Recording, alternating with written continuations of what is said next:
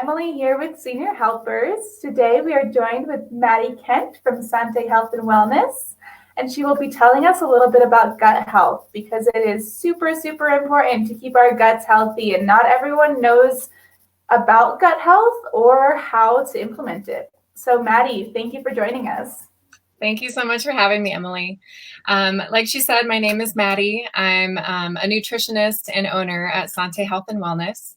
I primarily focus on digestive wellness as it really does impact the entire body. So just to help with a couple terms before I get started, when we say the GI tract or the gut, as most people call it, we're not just talking about the stomach or the small intestine or even the large intestine. We're talking about an entire system that actually starts in our cheeks. And so from our cheeks to our esophagus, to our stomach, small intestine, large intestine, and colon are entirely a part of that GI tract. And so I like to say it's from cheek to cheek is an easy way to remember that. So when we're talking about that GI system, I also use a term called microbiome, which is going to be referring to all of the hundreds of trillions of species that we have living within our GI tract. And this is normal and super healthy. It's what keeps us healthy. And we really need to start taking care of our microbiome to help the rest of our body stay healthy. And so the microbiome has so many jobs, right? It helps us to digest our food, it helps train our immune system, and it helps keep us strong against other more dangerous bacteria. It also helps us break down vitamins, helps us break down our food. And so it's extremely important for us to take care of this part of our body. And so when our GI tract is out of balance, meaning our bacteria, we might have too much bacteria, not enough bacteria, or just the wrong kinds.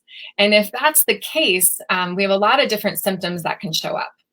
Most people will experience some sort of GI distress, whether that's gas or bloating, or stomach pains, acid reflux. There's also other symptoms people experience, such as things like brain fog and depression, anxiety, even things like insomnia and joint pain. These are symptoms that you can experience if you have, an imbalanced microbiome. And so what I want to talk about today is how do we start to bring balance back? Most people have probably heard of probiotics. Probiotics are sold in supplement form, and you can buy them at the grocery store. And what I really want to emphasize today is choosing the right kind of probiotic. So probiotics tend to either come refrigerated, which means there's a live culture of bacteria within that we're introducing to our bodies when we eat it. Or there's the ones that are on the shelf, which are typically spore-based. And these guys are actually wonderful for bringing in really good, healthy bacteria to colonize in the lower GI, in the colon. And so when choosing a probiotic, the species doesn't matter really as much as the brand quality. So the FDA doesn't really get involved too much when regulating the production of probiotics. And so it's really important to buy from a reputable brand. This is a brand that's going to be third-party tested, meaning that you're going to be able to see that it's been validated for containing everything it says it's supposed to. You also want to look on the label and make sure that all the species are written out. They're going to be hard to pronounce, but if they're written out, it's a much better brand quality, and there's not a bunch of fillers and additives. The third thing you want to keep in mind is making sure to buy a product that is free of any allergens that you may have. So if you have a shellfish allergy, a wheat allergy, a dairy allergy, you want to make sure you buy a probiotic that says on the label that it's free from any of those allergens that you might have. So those are just some tips and tricks to think about when purchasing a probiotic.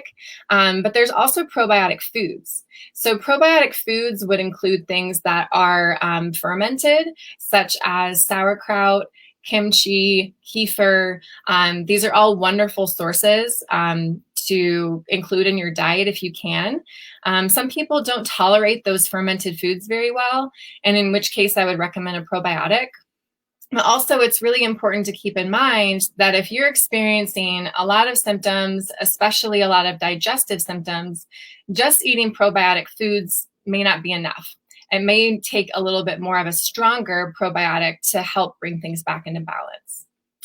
The other thing I wanted to address is prebiotic foods. So prebiotics are actually food that feed your probiotics. So just like a garden, and it's like fertilizing your garden. So it helps keep that soil really abundant and rich. And same thing here, prebiotic foods help keep all of those good gut bugs happy and healthy. You can buy prebiotics as a supplement, but I do want to caution you that sometimes that can increase symptoms if you have too much bad bacteria. So I really recommend starting with prebiotic foods. And prebiotic foods tend to be higher in fiber, and it's really the non-digestible fiber within those foods that feed your probiotics. So that would be things like if you think of celery or asparagus, they all kind of have those stringy components to it. Same with artichoke, certain onions. And so those are wonderful foods to eat to keep your gut bugs happy. So it's a great place to start. But if you are experiencing a lot of other symptoms or severe digestive complaints, I would recommend working with a professional just to get to the bottom of if you have too much bacteria or not enough. But most people do really well on trying a probiotic. And again, just do a little bit of research to see if the company you're purchasing from is really a quality supplement. And I'm happy to help answer any questions like that if you want to reach out to me. My website will probably be listed here. And I'm also hoping to put together just a little bit of a reference sheet of what I discussed today. And I'm going to send that over to senior helpers to hopefully give that document to you. And you can use it as a resource when you're hoping to balance out your microbiome. So that's what I got for you today. And thank you so much for having me.